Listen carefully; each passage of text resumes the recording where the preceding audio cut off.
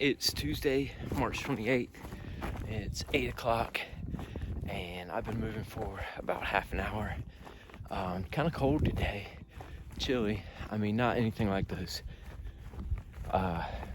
bone-jarring 12-degree temps that we had, but I think it's probably around 30 degrees or so this morning. My hands are kind of cold, but just getting moving. So the plan today is to do about 20 or 20 plus miles, and that would leave me about 5 miles or so to get into Damascus. Not sure where I'm staying in Damascus yet. I think I'm gonna stay the night, but if I get in early enough and do all my chores, I could hike out as well. So yet to be determined. But anyway, 20 miles today. I think it's gonna be just kind of cruisy terrain up on a ridge. Hopefully it is. I don't think it's a ton of ascent and descent, but we will see. And if I get any good views, I'll bring them to you.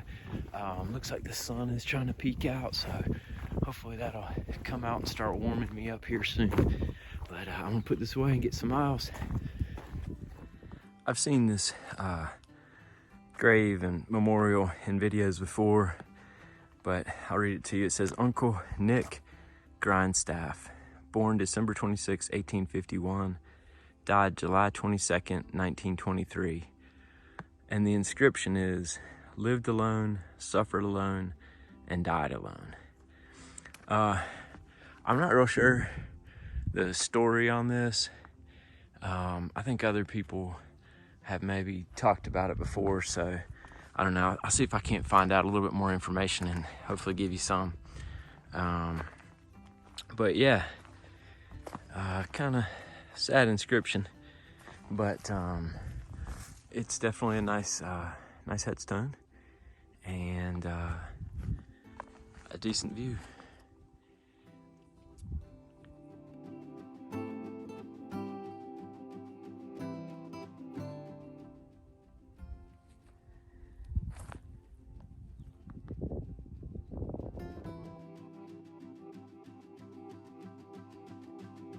All right, so just came up out of the woods and I found this awesome trail magic, and Hydrator. This is Hydrator, and he's provided a awesome spread for us and really taking care of us. Appreciate you. You're most welcome. Thank you so much. Yeah, thank you.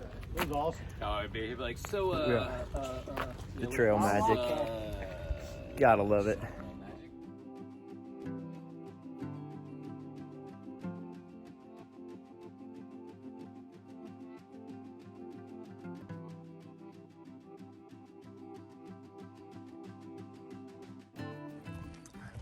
All right, so we just had that trail magic back there in the parking lot. That was Hydrator, who hooked us up with some awesome food, snacks, drinks, and got to dump our trash, which was always helpful. And now we're coming up on the iconic AT barn. I'll get you a better picture when we get a little closer, but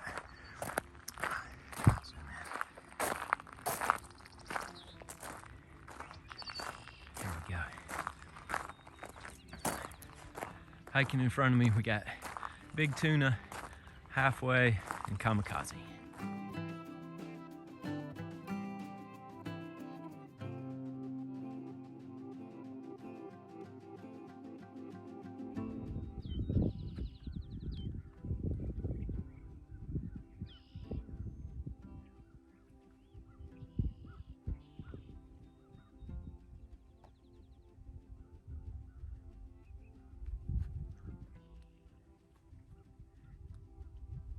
Trail goes that way. Let's go.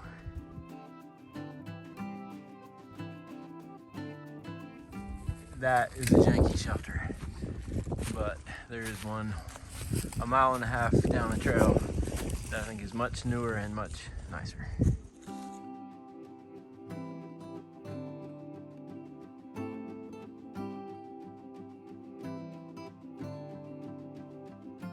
All right, I'm in Tennessee right now, and now I'm in Virginia. I'll be in this state for a long time. Welcome home.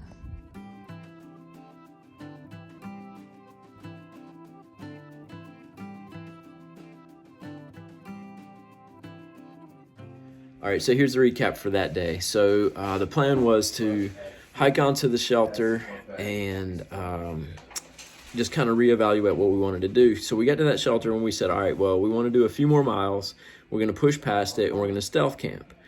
So Wolfie went out in front of us and with instructions to stop at the next camp, which was like, I don't know, 4 or 5 miles down the trail. 1.2. Okay, it was 1.2 more miles down the trail, so it wasn't even that far. So we hike on, we get to the camp, no sign of Wolfie. So we're like, all right, well, maybe he just went to the next stealth site down the trail. So we go on to that next one, which was what, probably another 1.2 or so. No sign of Wolfie. So at that point, we tried to get in touch with him. I don't think we could get in touch with him. We didn't really like that campsite. We figured, well, we'll just push on a little bit further and get on down and find a better one. So a little bit further ended up being, I think, probably 6 miles total. No, 8 miles total. Showtime just told me 8. So yeah, we weren't even supposed to cross the Tennessee-Virginia border. And so that's why I looked so grumpy in those photos. I was tired. I was tired. We did 24 miles that day, but we did find a very nice stealth camp that had water. Unfortunately, we had been carrying over 2 liters of water for about 8 miles because we thought we were going to stealth camp way before that. So anyway, we didn't have to filter water. We didn't have to filter water when we got to camp. We were ready to go. We pitched our tents.